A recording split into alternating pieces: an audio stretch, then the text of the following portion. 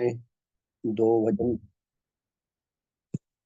दो भजन धर्म विकासालय की महिमा के विषय में, और तीसरा भजन परम पूज्य भगवान देवात्मा ने जो अद्वितीय शुभ कामना की है, ऐसी शुभ कामना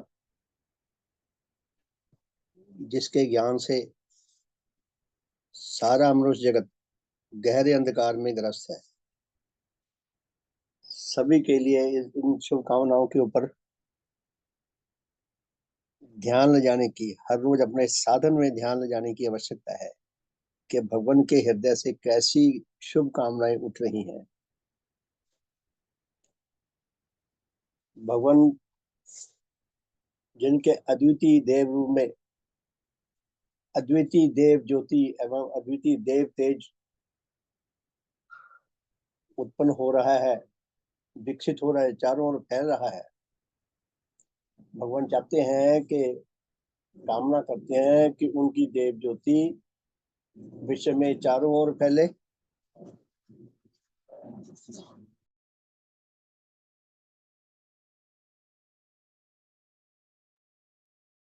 और जितने भी सौभाग्यवान जनों तक ये ज्योति पहुंच सके, वो इस ज्योति को लाभ करें और इस ज्योति को प्राप्त करके वो अपने आत्म तिमिर से, आत्म अंधकार से मुक्ति पा सकें, उनकी आत्मा ज्योतिर्मान हो सके,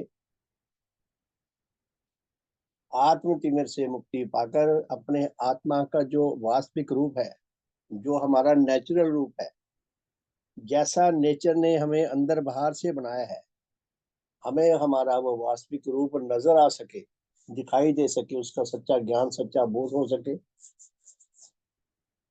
हमारे अंदर आत्म ज्ञान उत्पन्न हो सके, सत्य धर्म का ज्ञान उत्पन्न हो सके, विकसित हो सके। भगवान ऐसी शुभकामना मन, वचन और कर्म से कर रहे हैं। अपने हृदय से भी ऐसी शुभ कामना करते हैं और ऐसी कामना को अपनी ओर से सफल करने के लिए मैक्सिमम हमें और बहुत सुंदर सहायता दे सकते हैं और गहरी इच्छा रखते हैं व्यवहारिक रूप में भी, मन वचन कर्म से पूर्ण होना, ऐसी ऐसी शानदार, ऐसी भव्य कामना कर रहे हैं। अगर हम देखें तो विश्व में और कहीं ऐसी कामना मिलती नहीं देखने को। मुझे तो आज तक ऐसी कामना किसी को करते हुए नहीं मिला मुझे, जिसके अंदर से ऐसी कामना निकलती हो। फिर भगवान चाहते हैं कि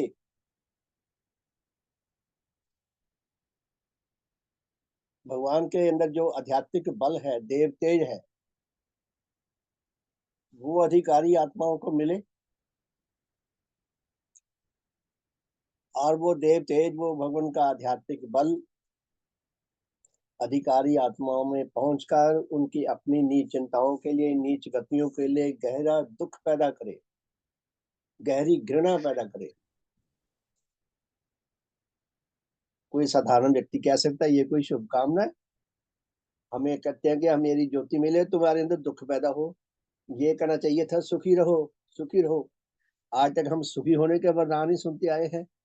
भगवान कुछ और मांग रहे हैं कि उनकी देव ज्योति, उनका आध्यात्मिक बल अधिकारी जनों को मिले, अधिकारी जनों को अपना वास्तविक रूप समझ आ सकता है, वो स्वीकार कर सकते हैं, हम अपनी त्रुटियों, अपनी कमियों को, अपनी आत्मिक मैल को समझ सकते हैं, स्वीकार कर सकते हैं कि मेरे अंदर ये मैल है, मेरे अंदर ये विकार है।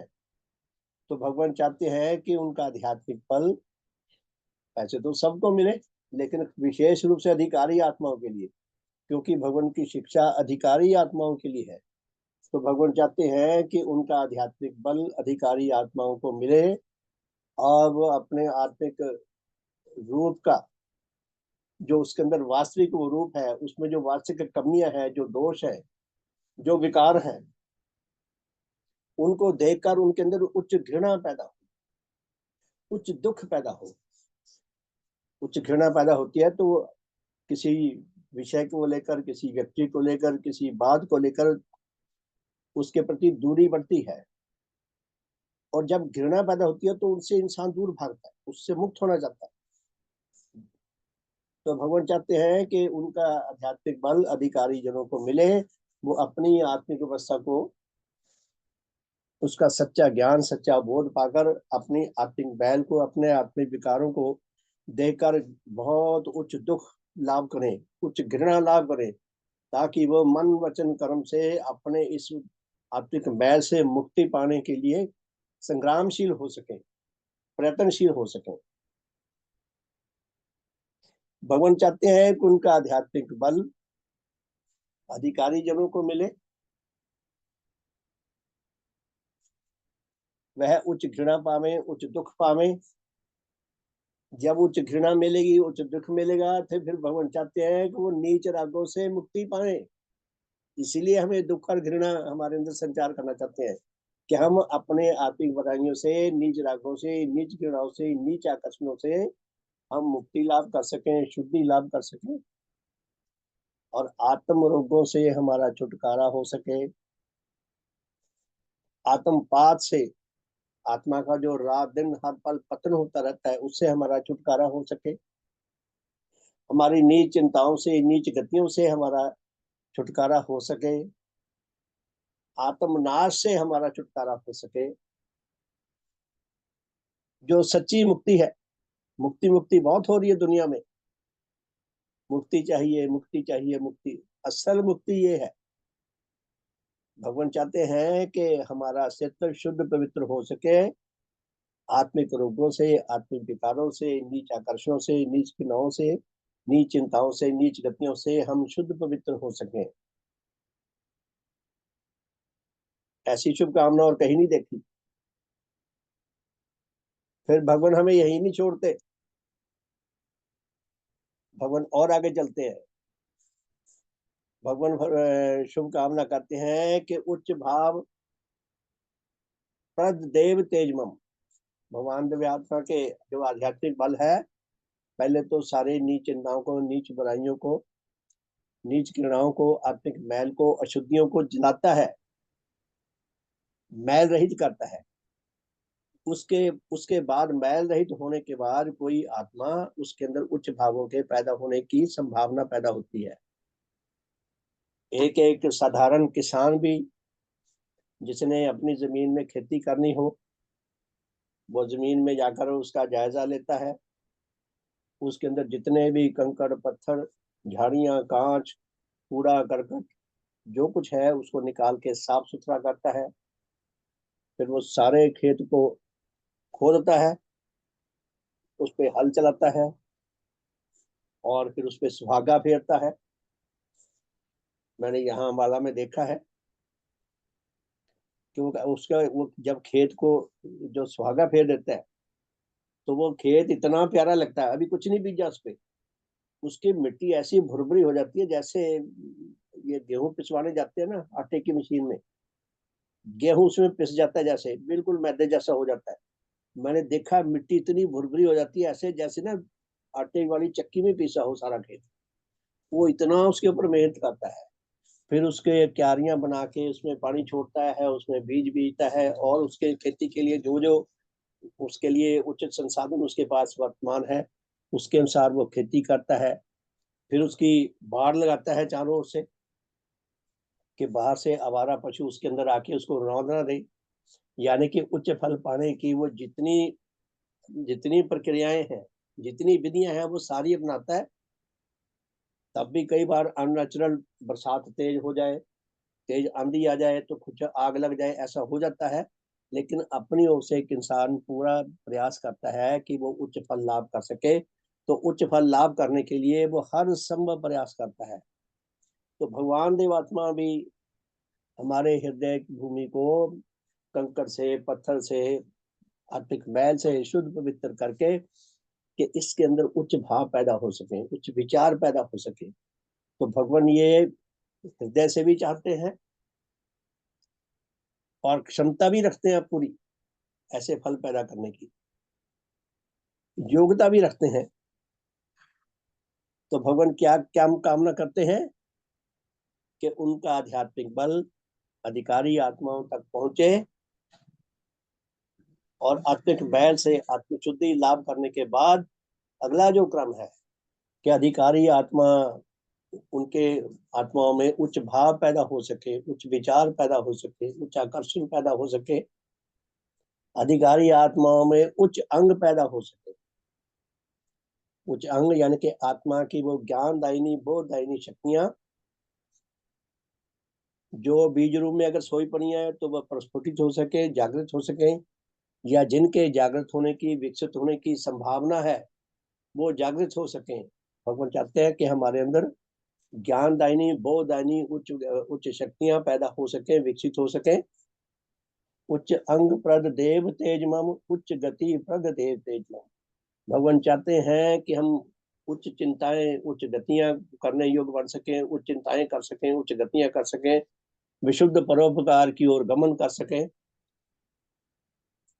और भगवान की ये देव ज्योति और देव प्रभाव, देव तेज पूरे विश्व में फैले और उनका कार्य सत्य धर्म का कार्य सही रूप में आगे बढ़ सके। भगवान चाहते हैं कि अधिकारी जनों में उच्च भाव जागृत हो, उच्च आकर्षण जागृत हो, उच्च अंग लाभ करें, उच्च गतियां करने के योग बन सकें, उच्च जीवन लाभ करने के योग बन सकें, उच्च जीवन लाभ कर सकें, श्रेष्ठ रूप लाभ कर सके। अधिकारी जनों में आत्मबल अधिक से अधिक बढ़ सके, आत्मबल के धनी बन सके, देव धनी बन सके। देव धर्म का जो धन है, धन को अधिक से अधिक अर्जित करने के योग बन सके, उनके अंदर जीवन बल उत्पन्न हो सके, विकसित हो सके, और ये वरदान वो औरों तक ले जाने के योग बन सके। तो प्यारे साथियों, कितनी शुभ सुंदर शुभ कामना, कितनी नेचर मूलक शुभ कामना, विज्ञान मूलक शुभ कामना, ऐसी शुभ कामना जो क्रमिक विकास के सिलसिले में विकसित हो सकती है। कोई अटकल पच्चू नहीं है, कोई ऐसी कामना नहीं की जो काल्पनिक हो, गप हो, जो संभव ना हो। भगवान हमें ठोस सत्य की ओर, ठोस शुभ की ओर ले जाना चाहते हैं। तो हमारा कितना बड़ा सौभाग्य है, हमें ऐसे भगवान के श्री चरणों में आने का सौभाग्य मिला, उनकी अद्वितीय धर्म शिक्षा को जानने का, समझने का, आत्मसात करने का सौभाग्य मिला। भगवान की ओर से कोई कमी नहीं हमें समझाने में। हम भी ऐसे प्रयास कर सके जिससे भगवान की मेहनतें सफल हो सके, भगवान को आघात देने से बच सके, भगवान को हमारे आचरण से, हमारे प्रयत्नों से प्रसन्नता लाभ हो सके। हम ऐसा कर सकें, जितना हम ऐसा करेंगे उतना हम भगवान के दान को अधिक से अधिक मात्रा में लाभ करने के अधिकारी बनेंगे। तो बहुत बहुत सम्मान के योग प्यारे साथियों, देवशास्त्र तीसरे खंड का हम 9वां अध्याय पढ़ रहे हैं। कल हमने एक प्रश्न पढ़ा था जिसके ऊपर डिस्कशन भी हुई थी, सबने अच्छे अच्छे विचार भी प्रस्तुत किए थे। श्रीमान अग्रवाल जी, आपका माइक ऑन है, कृपया बंद कर दें। अग्रवाल जी, शुभ हो।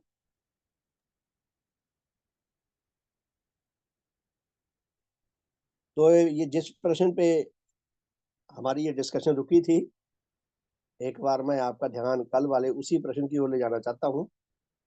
तो प्रश्न ये था कि क्या विविध सुखों के अनुरागी और विविध दुखों के घृणाकारी प्रत्येक मनुष्य के लिए यह अनिवार्य है कि वह उनके कारण अपने तथा नेचर के अन्य नाना अजीवित और जीवित अस्तित्वों के संबंध में जानबूझकर भी नाना प्रकार के अशुभचारी और मिथ्याचारी बने।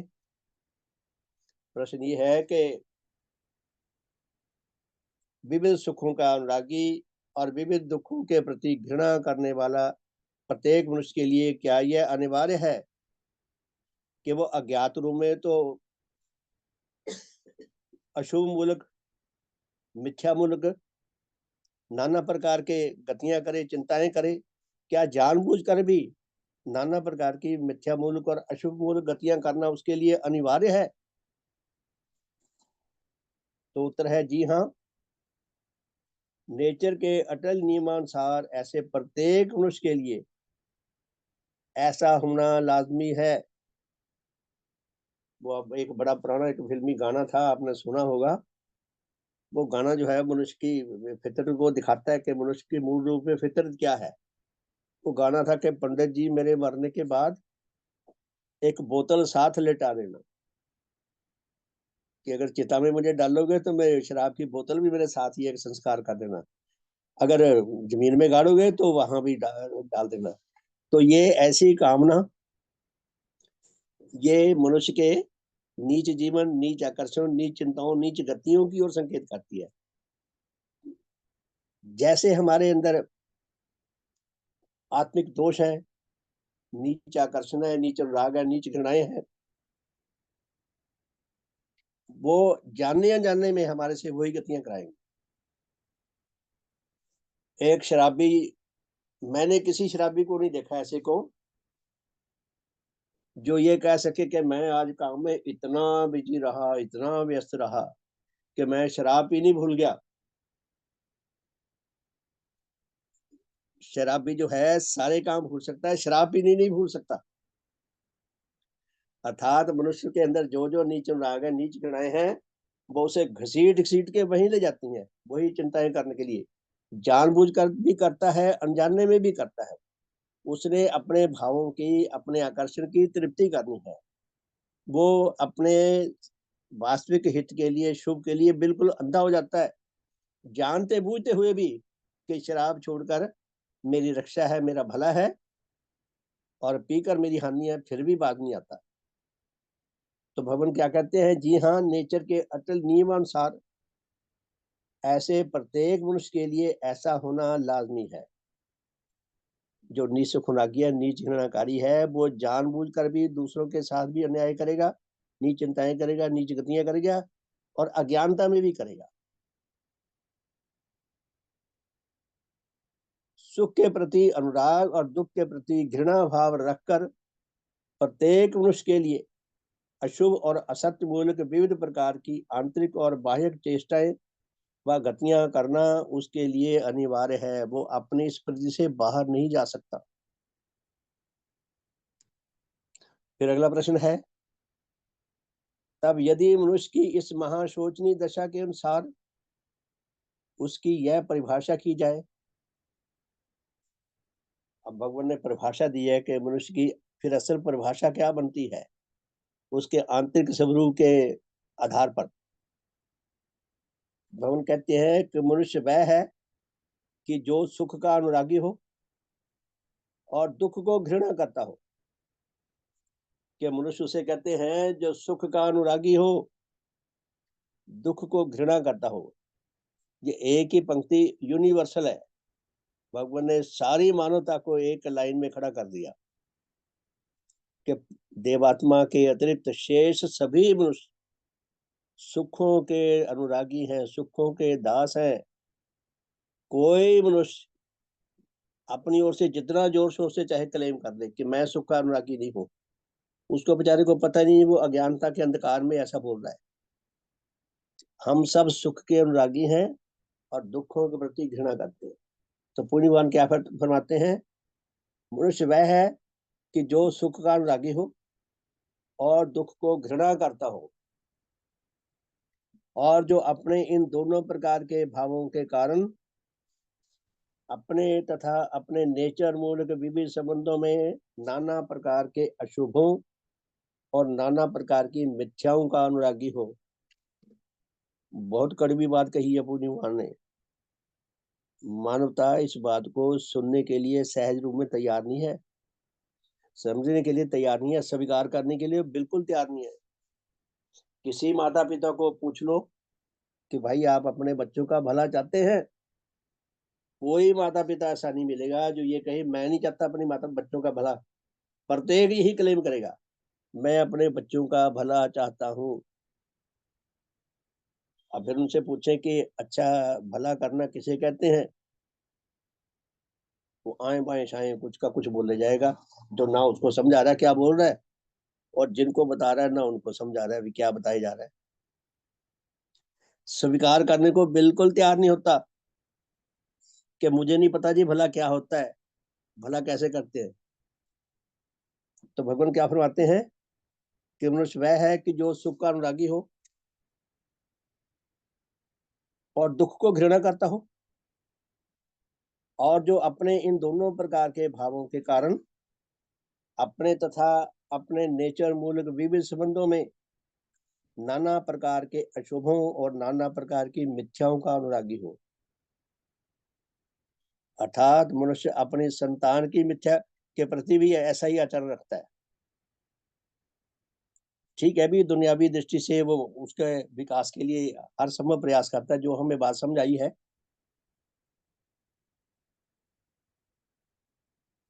तो क्या उसकी यह ठीक तारीफ ना होगी कि भगवान ने जो परिभाषा दिया मनुष्य की, क्या ये परिभाषा ठीक नहीं? किसी के जीवन को हम सूक्ष्मता से देख लें, यदि हमारे अंदर विवेक है तो धीरे धीरे हमें समझ आ जाएगा। ये तो भगवान की कृपा हमारे ऊपर हो जाती है तो हम थोड़ा सा सही चलने लग जाते हैं, अपने बारे में भी अपनी संतान के बारे में भी, नहीं तो सभी ऐसे हैं। फिर प्रश्न है, क्या मनुष्य इसलिए किसी मिथ्या व किसी बुराई व किसी पाप व किसी अपराध के करने के लिए विवश तैयार हो जाता है कि एक और ऐसा करने के लिए उसका एक व दूसरा प्रबल सुख अनुराग उसके हृदय में प्रबल प्रेरणाएं उत्पन्न करता है, और दूसरी ओर ऐसी क्रिया करके उसे सुख जरूर अनुभव होता है परंतु कोई दुख अनुभव नहीं होता। बहुत सरल शब्दों में पूर्णिमान ने कितनी गहरी बात कह दी। मैं फिर इस प्रश्न को दोहराता हूं कि क्या मनुष्य इसलिए किसी मिथ्या व किसी बुराई व किसी पाप व किसी अपराध के करने के लिए विवश हो जाता है कि एक और ऐसा करने के लिए उसका एक व दूसरा प्रबल सुख अनुराग उसके हृदय में प्रबल प्रेरणाएं उत्पन्न करता है, और दूसरी ओर ऐसी क्रिया करके उसे सुख जरूर अनुभव होता है परंतु कोई दुख अनुभव नहीं होता। अर्थात क्या मनुष्य जितने भी नीच चिंताएं नीच गतियां पाप कर्म करते हैं बुराइयां करते हैं, क्या इसीलिए करते हैं कि उनके अंदर जो प्रबल सुख अनुराग है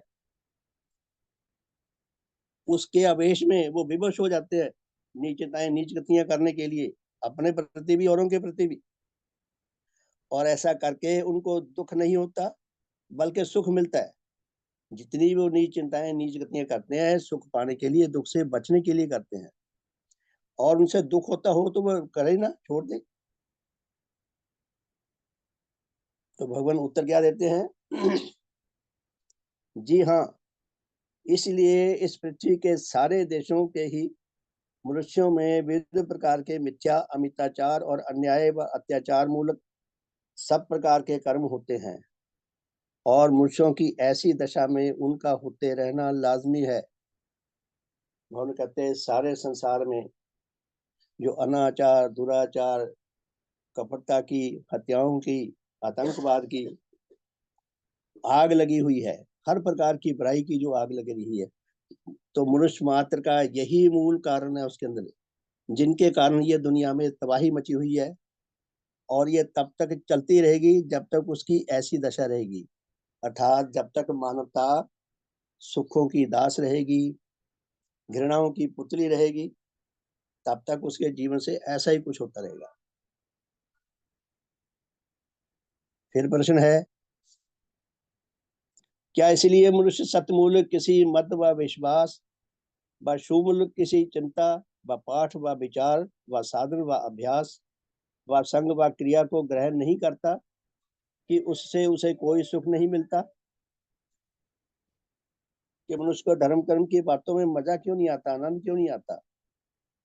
क्या इसीलिए मनुष्य सतमूलक किसी मत व विश्वास व शुभ मूलक किसी चिंता व पाठ व विचार व साधन व अभ्यास व संग व क्रिया को ग्रहण नहीं करता कि उससे कोई उसे सुख नहीं मिलता?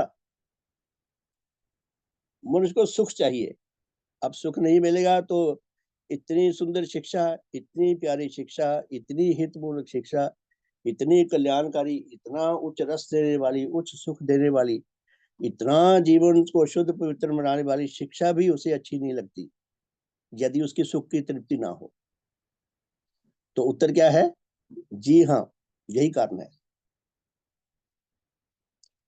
फिर प्रश्न है, क्या इसलिए कोई मनुष्य किसी हितकर क्रिया व किसी हितकर साधन आदि को आरंभ करके फिर उसे छोड़ देता है कि पहले उसके करने में उसे जो सुख मिलता था वह सुख उसे फिर मिलना बंद हो जाता है?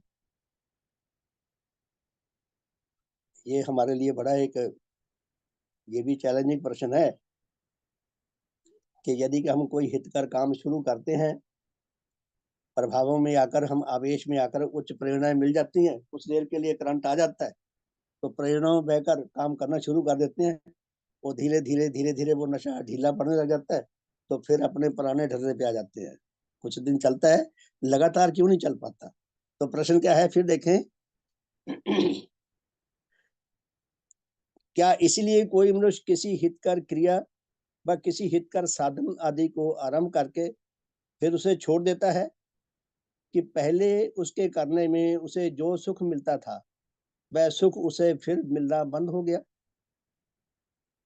कि यदि कोई अच्छा काम शुरू किया था, शुरू-शुरू में उसे उच्च रस मिलता था, उच्च सुख मिलता था, तो वो करता रहा, तो धीरे-धीरे करते-करते जब उसमें उसका सुख मिलना बंद हो गया, तो क्या इसलिए वो उसका ये सिलसिला लगातार चल चल नहीं पाता? उत्तर है जी हाँ, इसीलिए सिलसिला नहीं चल पाता। तो कहने का अर्थ ये है कि हमें अपनी एक्साइटमेंट को जगा के रखना है, उसको हमने दिन प्रतिदिन बढ़ाना है। अगर हमारी एक्साइटमेंट घट गई, हमें उच्च सुख मिलना बंद हुआ है, तो धीरे-धीरे हमारा ये क्रम बंद हो जाएगा। फिर प्रश्न है, क्या इसलिए मनुष्य किसी और से अपना कोई संबंध काट लेता है कि उसे पहले उससे जो सुख मिलता था, वह सुख उसे किसी कारण से फिर नहीं मिलता, व उसे उस सुख की तुलना में दुःख अधिक मिलता है? बहुत सरल शब्दों में बहुत सुंदर बात कही है कि मनुष्य किसी से संबंध क्यों काट लेता है? क्या इसीलिए काट लेता है कि उससे जो पहले सुख मिलता था अब वो मिलना बंद हो गया, या उसे दुख मिलने लग गया, सुख की बजाय दुख मिलने लग गया? उत्तर जी हाँ। सत्य यह है कि मनुष्य जगत की सब प्रकार की चिंताओं, उसके सब प्रकार के विचारों, उसके सब प्रकार की क्रियाओं व उसकी सब गतियों के परिचालक उसके यही सुख विषयक बोध और उसके यही सुख विषयक अनुराग और उनसे उत्पन्न दुख विषयक घृणा भाव हैं, और उनके भिन्न और कुछ नहीं। प्यारे साथियों, इस अध्याय का जो निचोड़ है भगवान ने दो ही शब्दों में कह दिया है कि मनुष्य सुख का अनुरागी है, दुख से घृणा करता है। जब तक उसके भावों की तृप्ति होती रहेगी तब तक तो उसकी गाड़ी चलेगी, जब उसके भावों की तृप्ति होनी बंद होगी तो उसकी गाड़ी भी खड़ी हो जाएगी। तो पुण्यवान क्या फरमाते हैं, इससे हमें क्या समझने की जरूरत है कि हम अपने सुखों से तो छुटकारा नहीं पा सकते, दुखों से हम घृणा से नहीं बच सकते। हाँ, हमारे पास विकल्प है कि हम विकल्प बदल लें, कि हमें भगवान की शिक्षा में, उनके प्रभावों में, विशुद्ध परोपकार में सुख मिलने लग जाए, तो हम उसमें अगर हमें सुखों का बोध होने लग गया, हमें सुख मिलने लग गए, और अगर हम इस अवस्था में आ गए तो वो बढ़ते जाएं बढ़ते जाएं बढ़ते जाएं, तो हमारा ये सिलसिला लगातार चलता रहेगा, और इसी तरह नीच चिंताओं से, नीच गतियों से हम उच्च घृणा, उच्च दुख लाभ करते रहें, उनसे बचते रहें, उनसे बचने का प्रयास करते रहें। अपनी ये एक्साइटमेंट को जगा के रखें, इसको धीमा ना पड़ने दें, सोना न दें, बल्कि दिन प्रतिदिन बढ़ते रहे, तो हमारा ये सिलसिला जीवन का उच्चता की ओर चलता रहेगा। तो बहुत बहुत शुभ हो, धन्यवाद। आप कोई इसमें अपना अनुभव शेयर करना चाहते हैं तो स्वागत है, शुभ हो। हाँ जी, कोई कुछ शेयर करना चाहते हैं आप? शुभ हो आपका।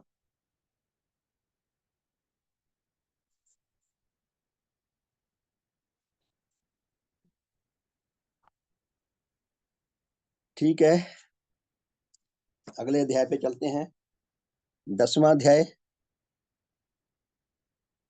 10वां अध्याय है सुख और दुख के आधार पर मनुष्य जगत में धर्म के नाम से भी आत्मा के संबंध में वह सब पूर्णतः मिथ्या और महाहानिकारक नाना प्रकार की शिक्षाएं प्रचलित की गई थी कि जिनके दूर करने के निमित्त देवात्मा का आविर्भाव हुआ।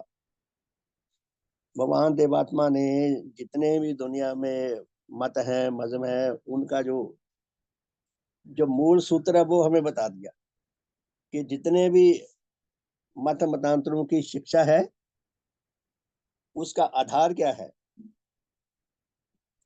कि सुख और दुख के आधार पर मनुष्यों ने विविध प्रकार के मत बनाए, विविध प्रकार की शिक्षा सृजित की, जो सुखों का आकर्षण हमारे आगे प्रस्तुत करती है और दुखों के प्रति हमें डरावा देती है।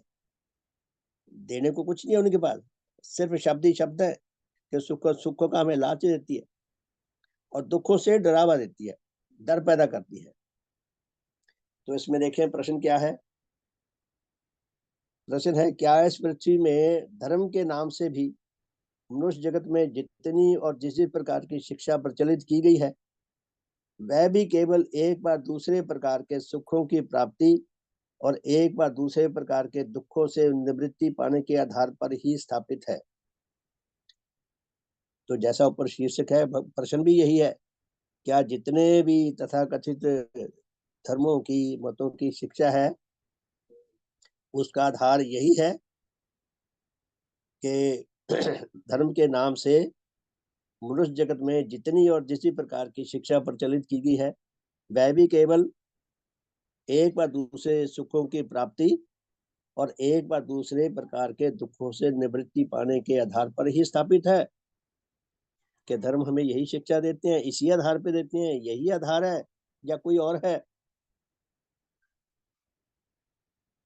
उत्तर देखें, भगवान फरमाते हैं कि जी हाँ, इस पृथ्वी के प्रत्येक देश और प्रत्येक संप्रदाय में धर्म व मजहब के नाम से भी जितनी शिक्षाएं और क्रियाएं प्रचलित की गई हैं उन सब का उद्देश्य भी एक व दूसरे प्रकार के सुख की प्राप्ति और दुख से निवृत्ति या मुक्ति ही बताया गया है। देव धर्म को छोड़कर दुनिया के शेष जितने भी मत हैं, मजहब हैं, तथाकथित धर्म हैं, उनकी शिक्षा इसी आधार पे है कि हमारी शिक्षा मानो, हमारे प्रभावों में आओ तो तुम्हें ये सुख प्राप्त होगा और इन दुखों से तुम्हारा छुटकारा होगा।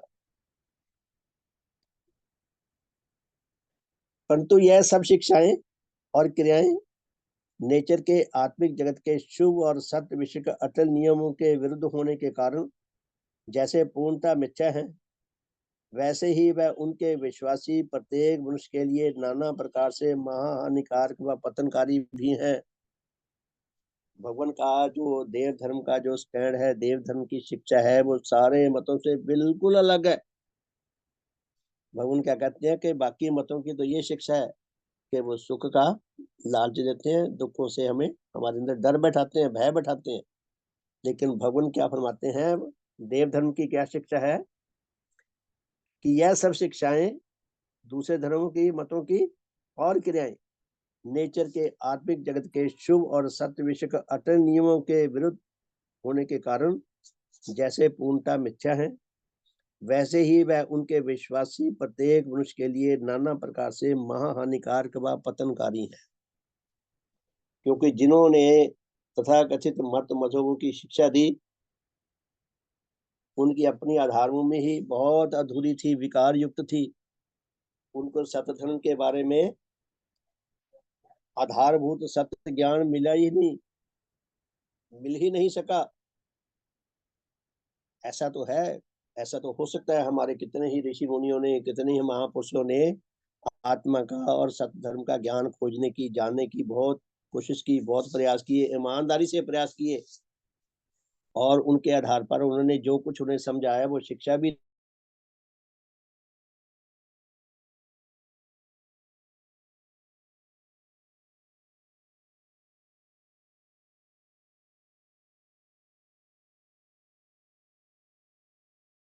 उनका है, ये उनमें से किसी को नहीं पता लगा था।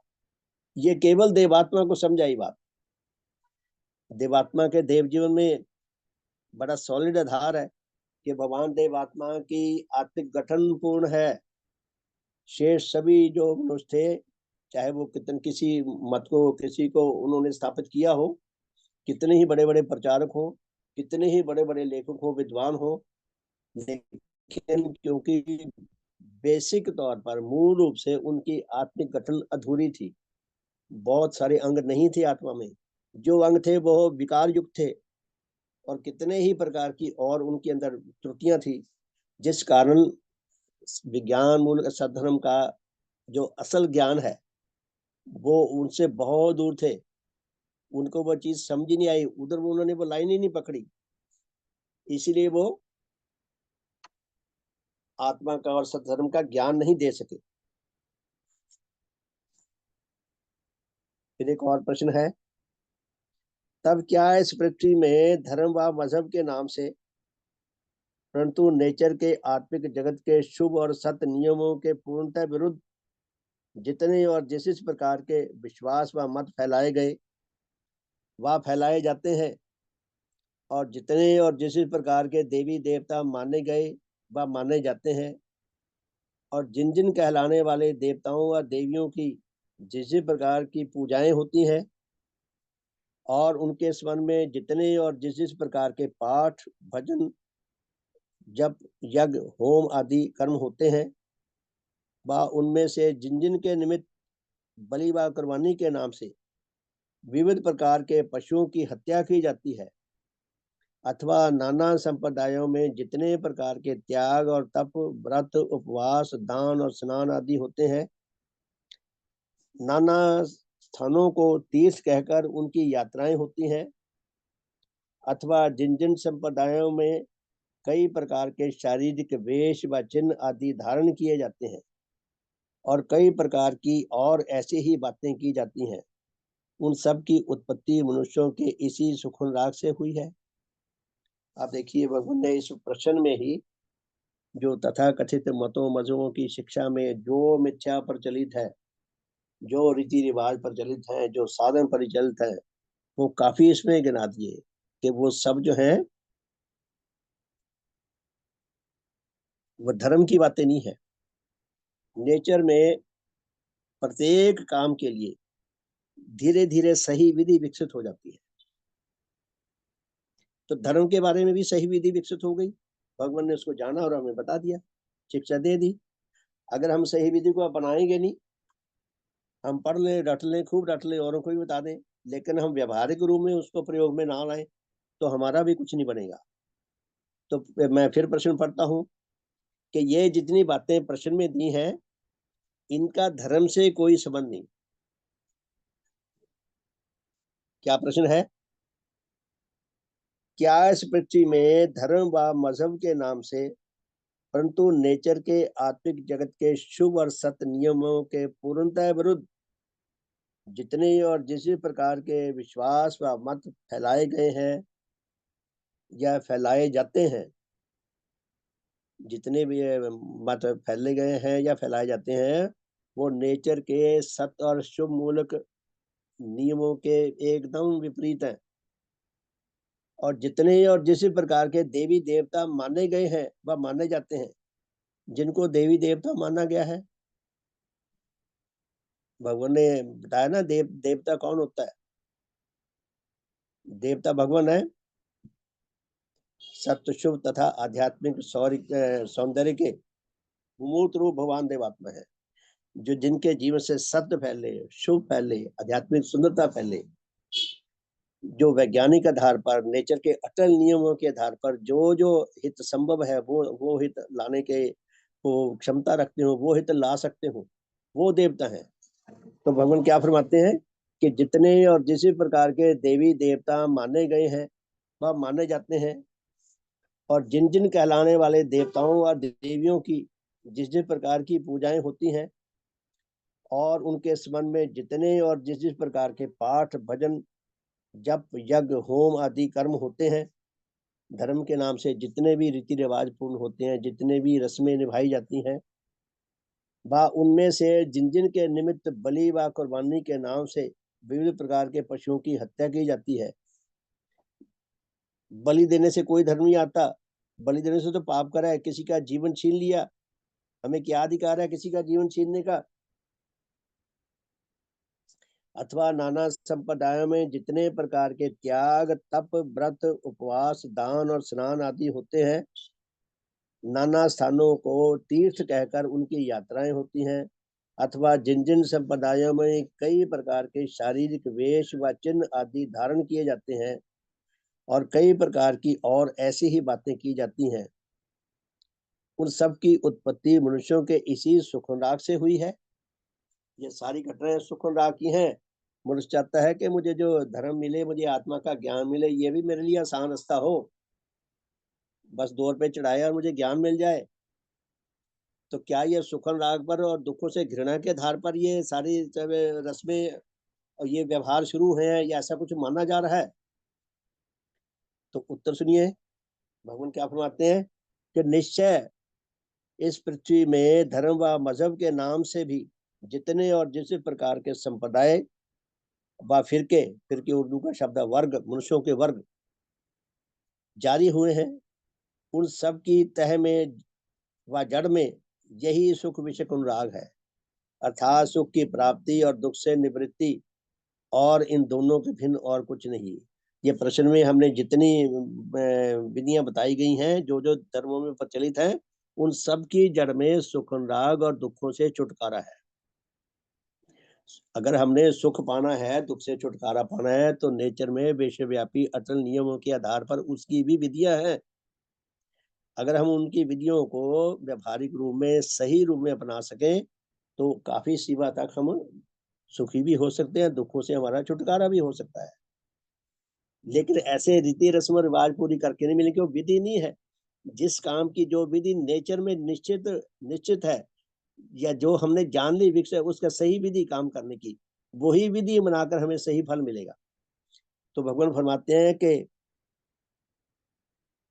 इसलिए अधिकारी मनुष्यों को इस सुख दुख के आधार पर स्थापित सब प्रकार की मिथ्या शिक्षा और सब प्रकार के मिथ्या धर्म मतों, मिथ्या साधनों, मिथ्या मूलक व्यवहारों और अनुष्ठानों और सब प्रकार की अशुभ चिंताओं और शुभ अशुभ कर्मों और उनके विकारों से मोक्ष देने और उन्हें नेचर के आत्मिक जगत के अटल नियमों और उसकी अटल घटनाओं पर स्थापित सत्य धर्म विषयक मतों और उसके विश्वासों का ज्ञान देने, उनमें आत्मिक जीवन उत्पादक और वर्धक नाना श्रेष्ठ और सात्विक भावों के उत्पन्न और उन्नत करने, और इस प्रकार से मनुष्य जगत का नेचर के ही नियमानुसार जहां तक संभव हो सर्वांग कल्याण साधन करने के लिए उसके करोड़ों वर्षों के विकास क्रम में शुभ और सत्य के बोधि और शुभ और सत्य के पूर्ण अनुरागी सत्यदेव भगवान देवात्मा आपका आविर्भाव हुआ है।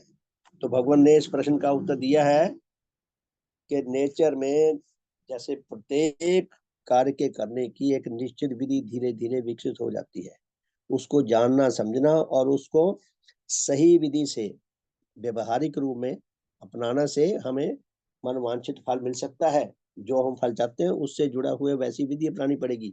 तो भगवान देवात्मा नेचर का दैवीय वरदान है। भगवान देवात्मा सत्य के पूर्णांग अनुरागी हैं, शुभ के पूर्णांग अनुरागी हैं। पुण्य भगवान ने आत्मज्ञान के, आत्मिक भले की, धर्म लाभ करने की, धर्म जीवन लाभ करने की जो विधियां भगवान ने जानी, भगवान ने बढ़ाई नहीं है, भगवान ने जानी है, विधियां नेचर की हैं। भगवान उन विधियों का हमें ज्ञान देना चाहते हैं, हम उन विधियों को अच्छी तरह समझ सकें और अपने जीवन में उतार सकें, और हम नीच सुखों से, नीच घृणाओं से मुक्ति पा सकें और उच्च सुखों और अपने आत्मिक भले और औरों के भले के लिए हम अधिक से अधिक संग्रामशील हो सकें। मैं ऐसा कर सकूं, आप सब ऐसा कर सकें। बहुत बहुत धन्यवाद। शो हो, आप कोई अपना अनुभव शेयर करना चाहते हैं तो आपका स्वागत है। शो हो।